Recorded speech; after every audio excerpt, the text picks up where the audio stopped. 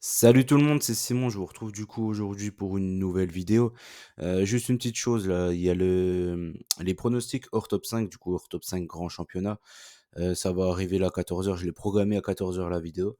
Donc ça devrait arriver à peu près en même temps que celle-ci, j'imagine. Je vais voir combien de temps elle me prend celle-ci à finir de préparer, mais normalement ça devrait être arrivé à peu près dans les mêmes horaires. Donc voilà, juste si vous attendez ça.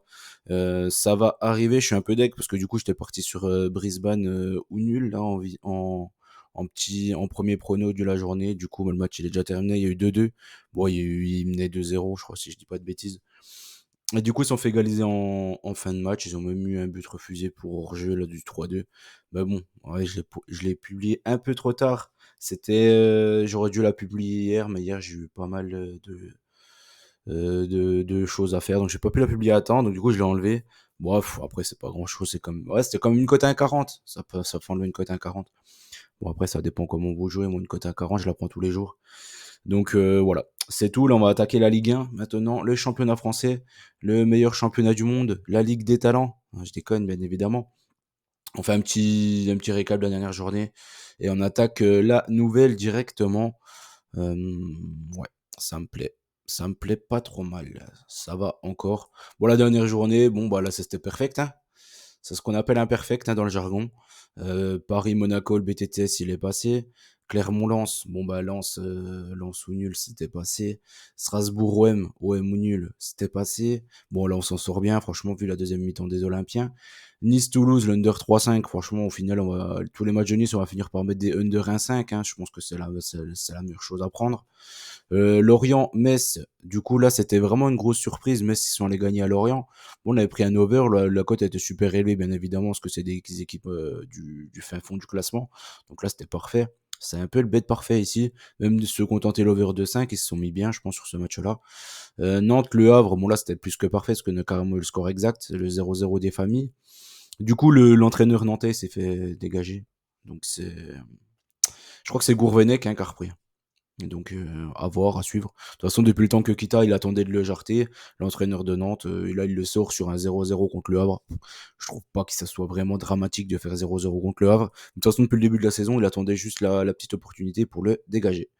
Montpellier-Brest, l'over 1,5, il est passé plus que facilement, ainsi que Rennes-Reims. Et Lille au nul, hein, on va pas s'éterniser là-dessus non plus. Je pense que c'est encore un petit plat du pied. Du coup, cette semaine, il y a l'entraîneur de Nantes qui s'est fait sauter, enfin dégager, et celui de Lyon. Du coup, Grosso, il aura pas tenu bien longtemps quand même, le bonhomme. Euh, voilà, là, il va être remplacé certainement par Genesio. Du coup, là, ils vont jouer contre Lens avec un intérimaire, quoi. Et certainement contre l'OM, mais bon, j'imagine que s'il y a une contre-perf contre Lens, le nouvel entraîneur, il devra arriver lundi ou mardi, avant le match de l'OM, comme ça, voilà, tout est contre l'OM. Bon, après, c'est de la faute des supporters en bois qui ont cassé le bus. Franchement, si ils perdent contre Lyon, ils auront tout gagné vraiment du début à la fin. Et ils montreront à la terre entière que c'est vraiment, vraiment des énormes guignols qui ne servent à rien. Mais bon, c'est comme ça. Et c'était 3 points cadeaux, hein, quand même, hein. Il y a quoi? Il y a un mois, là. C'était 3 points cadeaux à domicile contre Lyon. C'était vraiment un petit plat du pied. Mais là, maintenant, bonne chance, hein, celui qui va trouver le pronostic de Marseille-Lyon, de mardi ou mercredi. Mercredi, je crois. Franchement, c'est beaucoup, beaucoup plus compliqué que ce qui paraît, hein, du coup. Là, c'est juste une petite chose. Je vais essayer de revenir sur tous les matchs de Ligue des Champions, sur cette vidéo-là de Ligue des Champions, Ligue Europa Conférence, de tous nos clubs français de la semaine. Quand on arrivera sur leur match, il y a quand même pas mal de choses à dire, notamment du côté de l'OM et du côté du PSG. Je pense qu'il y a quand même beaucoup de choses à dire. Ouais, de Lens aussi, mais bon, je pense qu'on va pas trop s'accabler sur le club lensois. Mine de rien, voilà quoi, ça reste un bon petit club. Mais après, c'est un bon petit club de Ligue 1. Et ça le restera, je pense. Ils ont pas de grands joueurs, ça c'est clair et net. Mais on va y revenir. 79% de réussite, voilà. Bon, merci la Ligue 1 pour une fois d'habitude ceux qui plombent les pourcentages. Là, du coup, c'est eux qui l'ont rehaussé. Et de toute façon, c'est le but, hein. Au final, il y a toujours un championnat qui rehausse les autres. C'est pour ça que les pourcentages existent. C'est pour pas le faire sur 5, 6, 7 matchs. Il faut le prendre vraiment sur une large palette pour voir à peu près ce que ça donne. Là, tu regardes sur 5 grands championnats, il y a quand même 44 bêtes. Donc, ça fait quand même beaucoup. 80% de réussite, voilà, c'est nickel. Il n'y a pas grand chose à dire, c'est juste nickel. On attaque les matchs du coup de cette semaine, de ce week-end. Le premier, c'est Reims contre Strasbourg. Bon là, il n'y a pas d'équipe européenne, il n'y a pas grand-chose à dire. Reims contre Strasbourg, moi je trouve que Strasbourg, même s'ils ont fait une bonne deuxième mi-temps contre l'OM, faut voir la tête de l'OM aussi, la façon dont ils ont joué la semaine dernière. Reims, pour moi, c'est une équipe largement supérieure à Strasbourg. Le seul petit hic, c'est leur manque d'efficacité, ça c'est clair et net.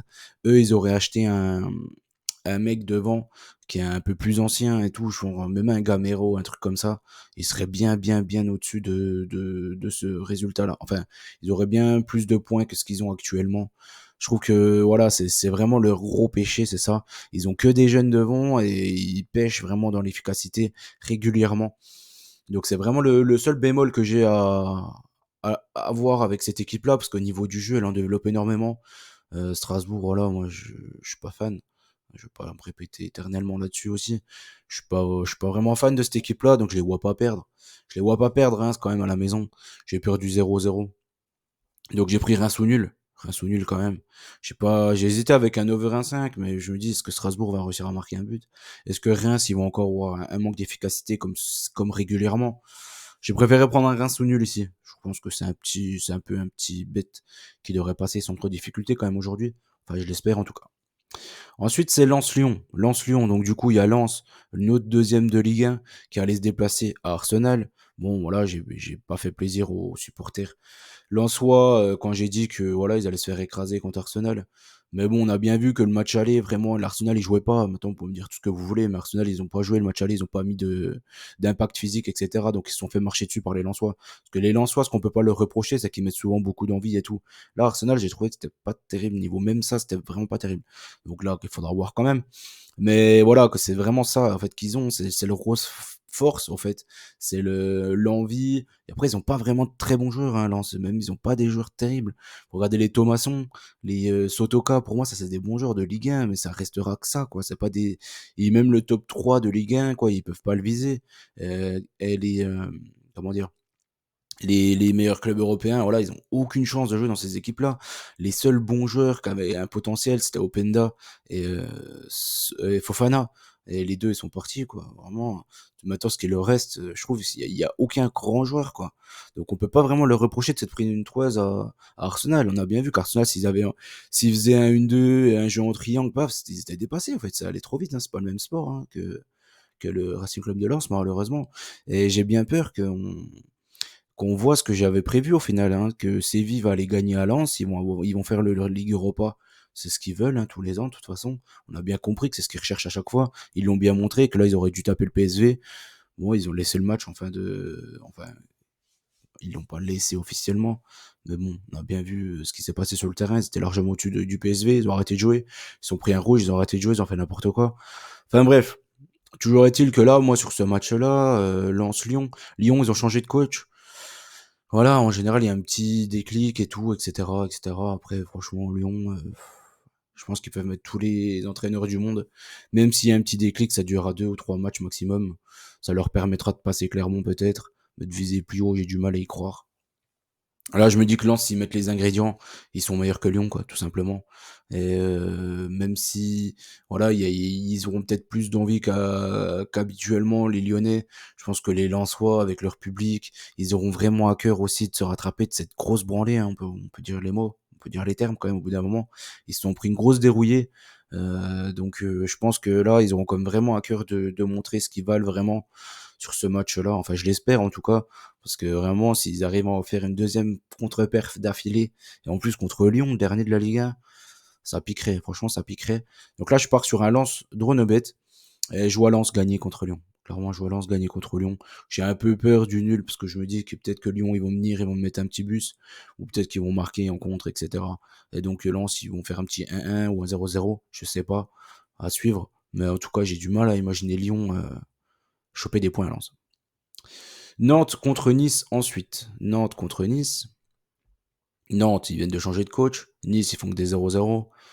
Je sais pas, du coup. Est-ce que la philosophie de Gourvenec va vraiment être l'offensive d'habitude? Bof. Franchement, c'est pas un super entraîneur offensif. Mais est-ce que les Nantais auront plus à cœur de se bouger? Je sais pas. J'ai pas l'impression qu'ils avaient lâché leur coach, hein, en fait, hein. C'est juste qu'ils ont pas un effectif terrible cette saison. Je trouve que c'est pas fameux. Les Niçois, mine de rien, ils se prennent pas de but. Ils se prennent pas de but. On peut dire que ça hein, sur Nice. Hein. Même la semaine dernière contre Toulouse, au final, il y a un but qu'ils encaissent des Toulousains. Il a été refusé. Il faudra encore m'expliquer pourquoi il est refusé. Je suis désolé, il y a but. Toulouse aurait dû mener sur ce match-là. Incompréhension terrible. Mais bon, pour revenir à celui-ci, je trouve que les Nantais, mine de rien, ils sont pas mauvais non plus à domicile. Les Niçois à l'extérieur ou à domicile, c'est la même chose. Ils vont mettre leur bus. Ils vont essayer de prendre en contre-attaque, faire deux trois bonnes actions. Là, j'ai vu sur Twitter qu'il y a des Niçois qui disaient qu'on était méchants avec l'OGC Nice parce qu'à un moment ils ont fait une belle action, etc. Un jeu en triangle et tout avec Kefren Turam surtout. Mais honnêtement, mais c'est juste normal quoi. Vous voyez les joueurs qu'ils ont, l'OGC Nice, en fait. Je crois que les gens ils comprennent pas en fait. Avec l'effectif qu'ils ont, ils devraient jouer 100 fois mieux au foot. Hein. Vous pouvez me dire tout ce que vous voulez. Ils ont des joueurs de foot, hein, Nice. Hein. C'est pas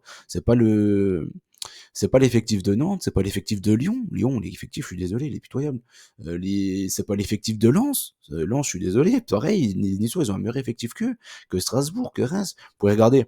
Là, si on regarde que les 5 là, il y a que Paris qui a un meilleur effectif que Nice. Voilà, donc au bout d'un moment, on peut espérer quand même voir du foot quand on regarde l'OGC Nice. Donc voilà, mine de rien, voilà, je pars sur quoi sur ce match-là. Bon, bah, je vois pas Nice perdre. Mine de rien, je vois pas Nice perdre à Nantes. Ce serait pour moi un, une grosse surprise. Donc je pars sur Nice ou nul. Je suis parti sur un 1-1. Pourquoi? Parce qu'avec le changement de coach, encore une fois, il y aura peut-être un petit déclic. Enfin, je sais rien. Les changements de coach, en fait, en général, c'est qui tu doubles. Soit ils sont vraiment trop mauvais, ou soit en général, ils essayent de choper des petits points. Donc que ce soit Lyon ou Nantes, j'ai peur du nul. Mais normalement, Lens et Nice sont meilleurs que ces équipes-là. Le Havre-Paris. Le Havre-Paris, on va faire un petit entracte, parce qu'on va parler un peu de Paris contre Newcastle. On va parler de plusieurs choses. Pour moi, il y a des choses qui sont folles, vraiment totalement folles. La première, c'est de mettre une charnière Danilo Skriniar. Je pense que Luis Enrique, au bout d'un moment, il se fout de la gueule du monde, c'est pas possible. T'as quand même, t'as quand même du matos sur le banc, t'as quand même du matos. Ok, il y avait pas Marquinhos, mais tu peux mettre Mukele à gauche, tu peux mettre Hernandez dans la défense centrale. Je comprends pas en fait à quoi il joue. Et j'ai du mal à comprendre. Il met deux mecs pas très rapides, hein, c'est le moins qu'on puisse dire contre un mec contre Isaac. Forcément qu'il allait remettre le bouillon. Moi, du coup, il marque un but.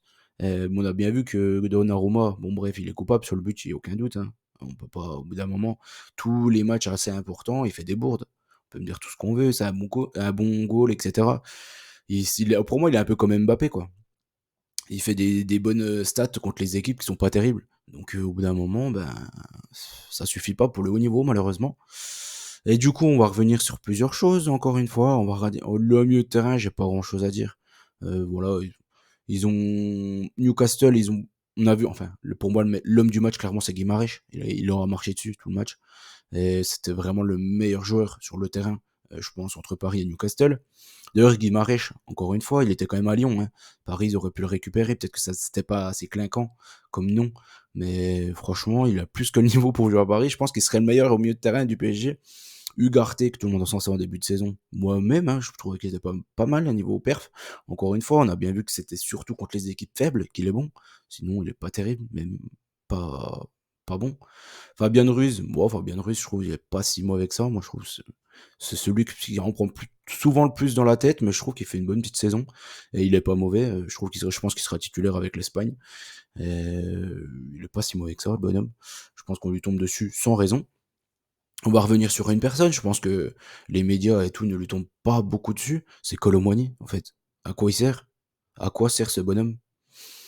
Je ne comprends pas. Et pourquoi il est titulaire? Pourquoi Luis Enrique le titularise? Il y a qu'une seule raison, en fait, pour moi, il y en a pas d'autre, c'est Mbappé, en fait. Mbappé choisit les joueurs avec qui il veut jouer. Et on va me dire, on met dessus, encore une fois, ouais, tu tapes sur Mbappé, tu tapes sur Mbappé. Mbappé, il est encensé par tout le monde, par la presse, par tout le monde. Au bout d'un moment, ça fait 2 ans que dans tous les gros matchs, il n'est pas là. Il n'est pas là. Maintenant, vous allez me dire, oui, il nous fait gagner, enfin, il nous fait égaliser en Coupe du Monde. En Coupe du Monde, vous regardez la défense de l'Argentine, vous regardez les 4 défenseurs de l'Argentine. Il y avait Tagliafico, il joue à l'Olympique Lyonnais. Bon, à partir de là, t'as tout dit. T'as Otamendi, il a 200 ans. Tu lui fais une fin de frappe, il est en tribune. T'as Romero, le mec, tu lui fais une fin de frappe, il t'arrache la cheville, il y a soit jaune, soit rouge, soit penalty. C'est la pire défense au monde. Maintenant, vous pouvez me dire tout ce que vous voulez. L'Argentine, ils sont champions du monde. L'Argentine, ils auraient joué en finale de l'Angleterre, ils auraient pas existé. Ça, j'en suis mais persuadé. Mais vraiment, tu joues Grealish, Foden contre cette défense-là avec Harry Kane, mais ils auraient pas existé, les bonhommes. Vous pouvez me dire tout ce que vous voulez, c'est impossible. La seule équipe qui était un peu, qui mettait un peu d'impact physique avec un peu de vitesse, etc., c'était la Hollande. La Hollande, je suis désolé, avec, avec un arbitrage normal, ils sortent l'Argentine, mais tous les jours. La France, ils n'ont pas existé 70 minutes. Mbappé, il a commencé à jouer à la 70-75e minute. Mais pourquoi? Parce que le mec, il fait aucun effort défensif. Déjà, il faut quand même le dire.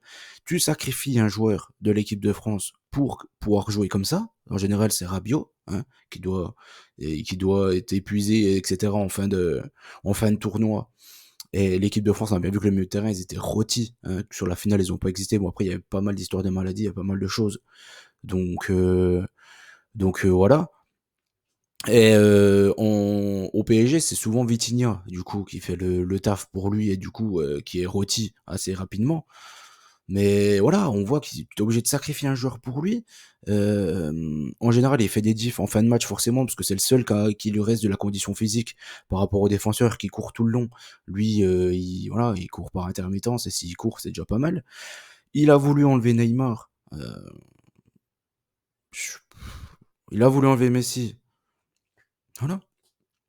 Au bout d'un moment, on voit le PSG, on voit ce qu'il en est. Mbappé, il a fait 5 matchs en Ligue des Champions cette saison. Il a marqué 3 ou 4 buts. Il a marqué que des pénaltys. Il a marqué un beau but contre le Milan. Voilà. Quand il attaque et il ferme bien son pied et tout devant Mignon. Mais tout le reste, il était inexistant. Pourtant, c'est pas des foudres de guerre quand ils jouent. Dortmund, ils se font humilier et marcher dessus par le Bayern. Newcastle, ils n'existent pas. Chaque fois qu'ils jouent contre City ou une grosse équipe, ils n'existent pas. Donc vous pouvez me dire, c'est pareil, c'est pas une grande équipe. Et là, Newcastle, ils ont toute une équipe blessée. Ils sont obligés de jouer limite avec les fils des joueurs sur les bancs maintenant parce qu'ils ont pas de joueurs en fait. Ils sont tous blessés. Vous regardez Isaac, il a joué tout le match, mais bon, il était rôti à la 60e, il n'existait plus. Almiron, pareil. Ils étaient tous en défense. Lascelles, tu lui fais une fin de frappe, pareil, il part dans les choux. Cher, il est pas connu pour être le plus rapide non plus. Le petit milieu de terrain là, qui avait 18 ans là, ou 19 ans. Enfin bref, je sais pas, je comprends pas en fait. C'est contre qui doit faire les différences? Contre Reims? Contre Nantes? Contre quoi? Contre Strasbourg? On lui demande ça, Mbappé? Ben non, pour moi, si t'es vraiment un top 3 des meilleurs joueurs du monde, contre ces équipes-là, tu les écrases. Mais vraiment, tu les écrases. Cristiano Ronaldo, il l'écrasait, en fait. À 25 ans, il écrasait toutes les équipes en bois, comme ça, qu'il affrontait en Ligue des Champions. Messi, on va même pas en parler. Il les atomisait, ces équipes-là. Il y a qui? Haaland, faut voir ce qu'il fait quand même en Ligue des Champions contre toutes ces équipes de ce niveau-là. Il y a quoi? Il y a qui d'autre? Rodrigo, en ce moment, il marche sur l'eau. Il les atomise. Vinicius, il les atomisait. Benzema, vous vous rendez compte que le Real a gagné une Ligue des Champions que grâce à lui, en fait. Il marquait même pas contre des équipes de ce niveau-là. C'était contre les Chelsea, contre le City. En fait, contre des équipes de dingue. Et il a montré plus de choses, je trouve, en une Ligue des Champions, Benzema, que Mbappé, depuis le début de sa carrière, en fait. Mbappé, il était meilleur à Monaco et les premières années de Paris. Ça fait 2 ans que je ne le vois plus performer contre les grosses équipes. Mais vraiment, je dis ça sérieusement. Et c'est pas parce que je suis anti-PSG, parce que pour moi, Neymar, il était toujours présent dans tous les gros matchs avec Paris, je suis désolé. Ok, il était souvent blessé, etc., etc. Bon, bref, là-dessus, il n'y a pas de souci. Mais dans tous les gros matchs, il répondait présent, il était là, le bonhomme. Il se cachait pas. Mbappé, il se cache, et en plus de ça, il fait jouer les gars qu'il a envie de faire jouer. Donc bon, faut lui tomber dessus, en fait. Je comprends pas, en fait, pourquoi tout le monde l'encense. Ouais, cool, il a marqué 30 buts et tout en Ligue 1. Mais franchement, vous avez vu le niveau de la Ligue 1? Le deuxième de Ligue 1 qui se fait exploser par Arsenal? Mais en fait, c'est catastrophique, hein. Si vraiment pour vous, c'est être un grand joueur, de marquer des pénaltys, et d'être performant en Ligue 1, ben non, en fait, non, pas possible. À ce compte-là, Guirassy, c'est le meilleur joueur du monde parce qu'il performe en Bundesliga, c'est pareil. Ben non, en fait. C'est loin d'être un très bon joueur, Guirassy. C'est un bon joueur en Bundesliga parce qu'il y a des espaces, etc. À Paris, Paris, ils ont 80% de possession dans les matchs de Ligue 1. Heureusement qu'ils marquent des buts. Heureusement qu'ils marquent des buts. Franchement, c'est catastrophique, hein. Enfin bref, voilà, je vais encore reprendre des petits commentaires assez sympas, ça me dérange pas plus que ça, je préfère dire mon opinion et je vais pas, contrecarrer ce que je pense, en fait, tout simplement. Je pense que malheureusement, Luis Enrique, au bout d'un moment, je peux pas comprendre qu'ils mettent, Gonzalo Ramos, il le fait rentrer à la 84e dans un match que tu es obligé de gagner. Je pense pas que c'est pas possible, au fait. C'est pas possible. Il y a d'autres choses qu'on ne connaît pas, c'est impossible. Asensio qui est rentré, la seule chose qu'il voulait faire, c'est faire une frappe de 35 mètres. Au bout d'un moment, faut arrêter les conneries. C'est pas possible, quoi. C'est vraiment pas possible de voir ça en Ligue des Champions. Newcastle, on a bien vu qu'à la 50e minute, il y avait plus personne. Ils étaient tous en train de tirer la langue, limite, ils rampaient, c'était des limaces sur le terrain. Et malgré ça, ok, Barcola, il a des grosses occasions.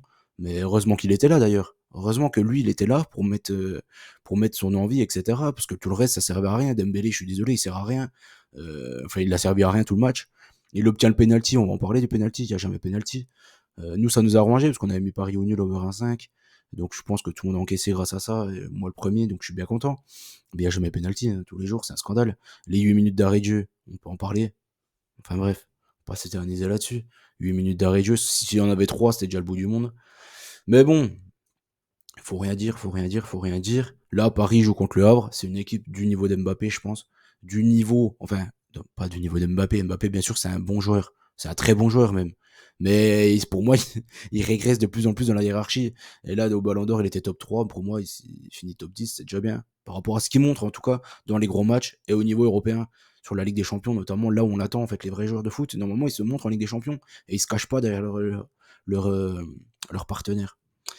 Donc, le Paris contre le Havre, je pense que voilà, ils devraient dérouler, j'imagine. Ça devrait pas être trop problématique de jouer contre le Havre. Le Havre, ils étaient venus au Vélodrome, ils s'étaient fait laminer. Je suis parti sur une victoire de Paris, je pense que ça devrait pas trop, il devrait pas y avoir trop de problèmes. 3-0 contre le Havre. Toulouse contre Lorient, Toulouse contre Royal Union Saint-Gilloise. Bon, pareil, là, ils ont fait un petit 0-0, ce qui les quasiment qui les qualifie, on va dire, pour le deuxième tour en Ligue Europa. Mais, euh, mais voilà quoi, ils s'en sortent très très bien et tant mieux pour eux. Je suis bien content quand même. Ça rapporte un peu de points. Mais par contre, les reversés de la Ligue des Champions contre Toulouse, ils vont être bien contents. Ça c'est clair et net. Là contre Lorient, j'ai du mal à les voir perdre au stadium. Même si Lorient, il marque quand même pas mal de buts. Dernièrement, je pense que la défense de Toulouse, elle est pas si mauvaise que ça. Je pense qu'il devrait récupérer des points là contre Lorient. Je pars sur un Toulouse au nul et je suis parti sur une petite victoire 1-0. Je suis pas sûr que Lorient, ils sont un peu trop déséquilibrés, mais je suis pas sûr qu'ils ont vraiment des très très bons joueurs devant pour faire la différence contre la défense de Toulouse qui encaisse pas tant de buts que ça au final. On enchaîne les 4 derniers matchs. Du coup, on aura Monaco-Montpellier. Montpellier, dans le match en retard, c'était contre Clermont. Ils ont fait un partout. C'est une mauvaise. Encore une fois, ça montre bien l'imbécilité des supporters. Là, encore une fois, hein. Ils menaient 4-2. Au final, au lieu de prendre 3 points, ils en prennent qu'un contre Clermont. Mais bon, malheureusement, on voit une nouvelle fois qu'il y a des personnes, c'est vraiment pas des lumières. Voilà. Il n'y a que ça à dire, je pense. Monaco-Montpellier ici, j'ai du mal à avoir un. Il y a Monaco. En début de saison, je leur faisais vraiment confiance. Là, je leur fais quand même moins confiance. Et Montpellier, je trouve qu'ils ont vraiment le jeu pour embêter cette équipe de Monaco avec des attaquants super rapides en contre-attaque. On voit très bien que c'est ce que Monaco n'aime pas. Donc là, je suis parti sur un over de but et je suis parti sur un 2-2. Après, pourquoi pas Monaco quand même, au final. Bon, ouais, c'est jouable aussi, hein, clairement. Je vois pas Montpellier quand même gagner à Monaco, mais je pense que Montpellier va marquer à Monaco. Et après, si Monaco gagne 3-0, ça nous va aussi, hein. Brest contre Clermont maintenant. Clermont, du coup, ils ont eu un match contre Montpellier, ils ont fait 1-1. Et c'est un petit hold-up hein, quand même du côté de Clermont. Mine de rien, Montpellier a eu une énorme occasion. Là, Brest, je vais leur faire confiance. Je trouve qu'ils sont plutôt bons depuis le début de la saison. Et après, en général, le truc qui me dérange un peu avec Brest, c'est que là, c'est pareil, ils choisissent un peu leur match et ils jouent pas super bien en général quand les équipes sont mal classées. Donc là, contre Clermont, je vais leur faire confiance. Je préfère courir quand même. Parce que voilà, on sait jamais. Du côté du stade brestois, en tout cas, je ne les vois pas perdre à domicile contre Clermont. Lille contre Metz ensuite. Bon, là, j'avais le choix entre deux bêtes pour moi. C'est soit Lille gagne, ou soit un under. La cote, elle était un peu similaire. Donc j'ai hésité. Je me dis que là, Lille, ils ont fait un match assez compliqué quand même, là, à Ljubljana, en Slovénie. Faut voir la tête du terrain. Franchement, je pense que ça a dû pas mal les fatiguer sur le match, parce qu'ils ont vraiment joué sur un terrain, mais affreux, quoi. C'est des conditions de foot, ils auraient jamais dû jouer, hein. Après, bon, bref, ils ont réussi à s'en tirer, heureusement d'un côté, parce que c'était vraiment un traquenard. Quand tu vois la tête du terrain, ça m'aurait pas surpris qu'ils fassent une contre-performance. Donc voilà. Ici, je trouve que Metz, je les vois pas faire un match comme contre Lorient où ils se livrent, où ils essaient de gagner. Je pense que là, Metz, ils vont faire à peu près le même match que contre Monaco, où ils avaient perdu 2-1 grâce à 2 éclairs de Golovin. Mais dans le match, il n'y avait pas eu tant d'occasions que ça. Donc voilà, je les vois mettre un gros bus du côté de Lille. Enfin, j'imagine comme ça, je l'espère comme ça. C'est pourquoi j'ai préféré prendre un under 3-5 ici. Et j'ai pris une petite victoire du LOSC, 1-0. Pourquoi pas, au final. Marseille contre Rennes ensuite. Bon, Marseille qui a joué hier contre l'Ajax. Qu'est-ce qu'ils nous ont montré? Bon, le match était sympa à suivre, il y a des occasions tout le temps. Mais est-ce que vraiment, est-ce que vraiment ça nous a conforté dans l'idée que Marseille était encore une grosse équipe ou pas? Moi, ce que j'ai vu, c'est qu'il y a l'Ajax, hormis les trois de devant qui combinaient bien et tout le reste, ça n'a pas le niveau. Clairement, ça n'a pas le niveau. Et surtout la défense. Donc, et même le goal, hein, qui donne heureusement la victoire à Marseille en toute fin de match. Mais quand on regarde le match, ils auraient dû se terminer par un match nul. Et au final, voilà, 11 contre 10, encore une fois, ils prennent un but. C'est toujours la même chose. On peut dire tout ce qu'on veut, mais des Mbemba et Gigot, ils ont pas le niveau pour jouer à l'OM, malheureusement. Gigot, il me montre beaucoup d'envie, mais malheureusement, il a pas le niveau. Et Bemba, il est pas mauvais quand c'est une défense à 3 parce qu'il a une bonne relance et qu'il peut se projeter quand même un peu avec l'attaque. Mais quand tu joues une défense à 4, je suis désolé, Bemba, il a vraiment pas le niveau, il est vraiment mauvais même. Euh, donc voilà, moi la défense de l'OM elle me fait de plus en plus peur. Je comprends toujours pas pourquoi ils ont jeté Loïc Perrin du côté de Strasbourg. Pour moi, Loïc Perrin est un meilleur défenseur que ces deux-là. Et Balerdi, je trouve aussi que c'est un meilleur défenseur que ces deux-là. Même s'il fait beaucoup d'erreurs, il donne des pénaltys, il prend des rouges, etc. Mais bon, oui, des fois, il a les fils qui déconnectent dans la tête. Mais en termes de défenseur pur, il est meilleur que ces joueurs-là. Et Loïc Perrin aussi, au fait. Donc je comprends pas les choix, encore une fois. Mais voilà. Concernant ce match-là, je trouve que Rennes, ils sont amusés avec les Israéliens, mais bon, on l'avait vu à l'aller, ils ont vraiment pas le niveau, en fait, les Israéliens, dans ce groupe-là, le Maccabi. Ils avaient vraiment pas le niveau, c'était vraiment l'équipe la plus faible du groupe. Donc Rennes, ils se sont amusés avec eux. Mais toutes les équipes s'amusent avec eux, que ce soit Villarreal, etc. Donc c'est pas vraiment une surprise. C'est pas vraiment une surprise du côté du stade rennais. Donc là, ici, je pense que Rennes, j'ai hésité entre deux bêtes. J'ai hésité entre Rennes Marque ou Rennes Handicap. Donc j'ai préféré prendre la deuxième solution. Je me dis peut-être que l'OM ils prennent moins de buts en Ligue 1 parce que le championnat est plus faible forcément. Il y a moins de niveau technique. Bergwijn qu'on a vu jouer hier avec l'Ajax, tous les jours il est titulaire dans tous les clubs de Ligue 1. Donc ici je sais pas. Même Rennes franchement ça me surprendrait pas qu'il gagne ce match-là non plus. Là je suis parti sur un Rennes handicap 1,5. Donc Rennes gagne, fait match nul ou perd d'un but pour entre guillemets assurer. Je pense que Marseille, de tous les cas, vont pas mettre une toise à Rennes. Score final, j'ai mis un partout. Je joue un nul. Mon bête que j'ai sélectionné, du coup, j'ai gardé Paris au Havre. Franchement, s'ils gagnent pas au Havre, c'est dramatique. Et Rennes, Rennes, il y a un S. Bon, là, j'ai craqué. Rennes avec un S, bien évidemment. Gagne, fait nul ou perd un but du côté de l'OM. Je vais garder ça en bête principale ici en Ligue 1. C'est ce qui me botte le plus, parce que là, je me dis que voilà, avec Lyon, on sait jamais. Ouais, il y a Nice ou nul qu'on aurait pu rajouter, mais je me dis qu'aussi pareil, changement de coach, on sait jamais. Toulouse ou nul, je me dis Lorient, on sait jamais. Rien Strasbourg, ouais, pourquoi pas. Franchement, ça me fait pas rêver.